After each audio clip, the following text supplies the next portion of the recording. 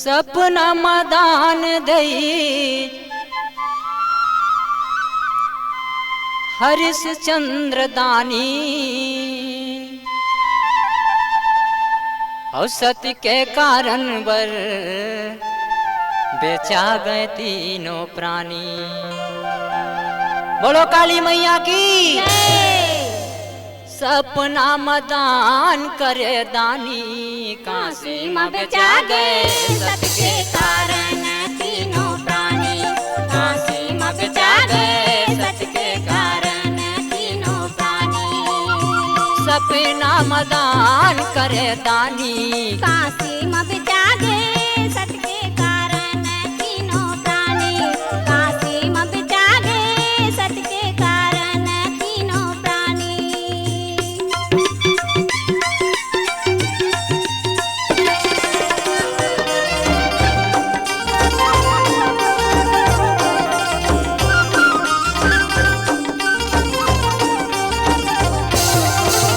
राजा बेचा गए मैया मुनि ठाड़े संग माँ। रानी हाँ बोले मैया राजा बालक संग माँ। राजा बालक संग माँ मैया राजा बालक संग माँ। रानी हाँ बोले मैया राजा बालक संग माँ। राजा भी के गति नहीं जानी काशी में बेचा गए सत्य के कारण तीनों प्राणी। काशी में बेचा गए सत्य के कारण तीनों प्राणी।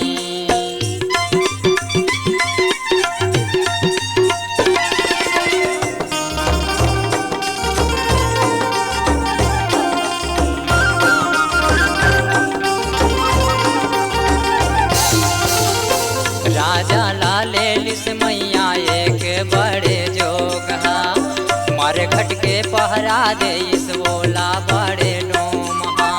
ओला बड़े डोमहा मैया ओला बड़े डोमहा।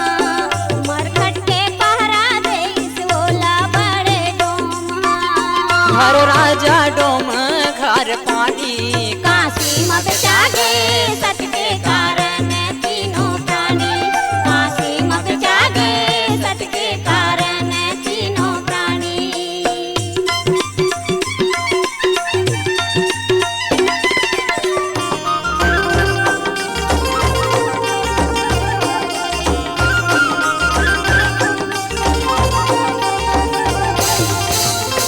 रोहित हवाटी कामा फूल टोरेल आइस वो। नागे हा काटिस्ता रोहित हा चिल्लाइस वो। रोहित हा चिल्लाइस मैया रोहित हा जय हो चिल्लाइस मैया। नांगे हा काटिस्ता रोहित हा चिल्लाइस कहाँ माता कहाँ पिता दानी। काशी में बेचा गए सत्य के कारण तीनों प्राणी। काशी में बेचा गए सत्य के कारण तीनों प्राणी।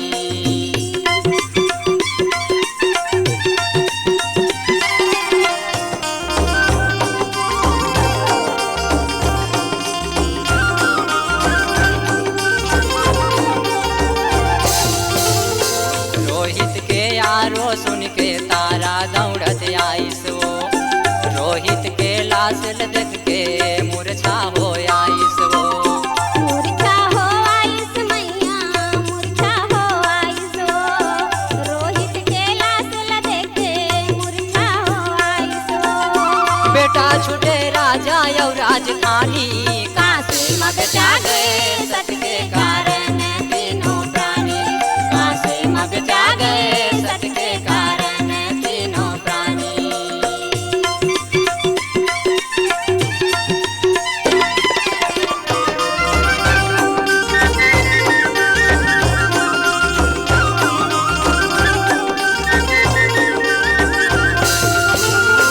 रोहित के लाश लेके रानी मरघट आइस वो। राजा रानी में कफन मंगाइस। कफन मंगाइस मैया कफन मंगाइस वो। जय हो दाई। रानी मेर कफन मंगाइस वो।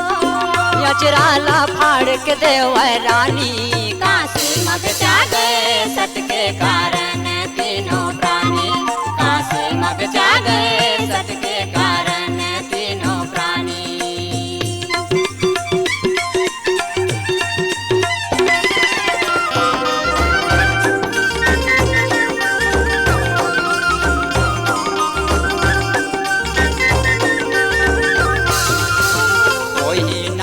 प्रगट होई से अंतरयामी मांगो मांगो राजा वरदान तीनों प्राणी। वरदान तीनों प्राणी ओ वरदान तीनों बम बम बम मांगो मांगो राजा वरदान तीनों प्राणी।